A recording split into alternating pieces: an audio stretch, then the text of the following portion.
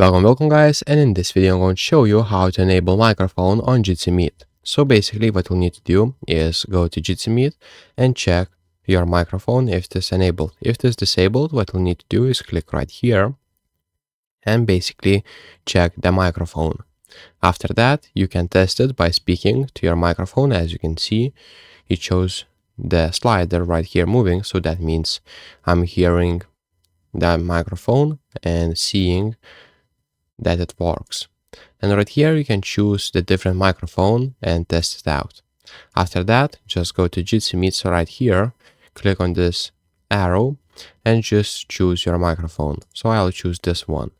And now if I unmute, I will talk, as you can see, like that, and if I mute, I won't talk. So if this video was helpful, please make sure to subscribe to Guide to Everything, comment down below for the algorithm, and see you in the next one.